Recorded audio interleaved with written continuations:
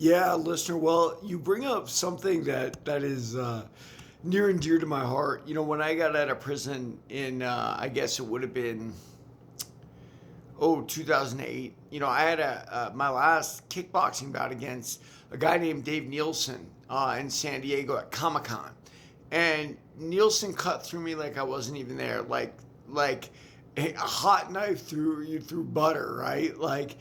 And I was left kind of sitting there thinking, wait a minute, I'm in the shape of my life. I can run 7 miles in the morning, do three classes. How is this even possible? Well, the very likely answer is anabolic steroids, because it's like a dog who's been neutered versus a dog who has not been neutered, right? If you've ever seen that, and I've seen that with pit bulls, it's a sorry sight.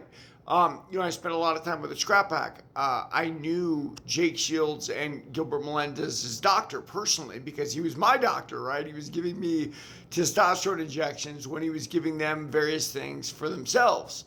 And I can tell you this, like, as I look at Jake Shields' stand up, there was one time I went to the gym and I sparred Jake and he knocked me down twice with leg kicks that I checked. And it's very confusing. Like, wait a minute, dude, I checked those. Well, if you really think about it, Jake was on that whatever he was on, and it was overwhelming to the human body for me. And if you look at Jake's stand up, it's very awkward. It's herky jerky like a green beginner. But what does Jake have? He's got the speed and power of a professional. But how much of that speed and power was brought on by performance enhancing drugs? That's anyone's guess. Gilbert used to use, and I know this for a fact, even though I don't know, but I do know the cream. There was testosterone cream that doctor had that he used to give people, and Gilbert would rub it all over his body, right? And one of the things Gilbert and I had this discussion one time. We said, like, look, the juice is more important than the training, and I hate to break this to you, it effectively is, right? It makes you invulnerable, increases hand-eye coordination, increases speed, increases power. So when we talk about whether someone's on juice or not, whether Manel Cape's on juice or not, what do you say? It's a huge difference. I mean, Cain Velasquez is the prime example, guys. I got news for you. That guy was juiced out of his mind, and as soon as he couldn't juice anymore, what happened? His career went away. Jake Shields, pretty much the same thing. He handled John Fitch in a grappling match like it was no problem. Then he fought him in World Series of Fighting. All the new drug testing was going on, and boom, he loses.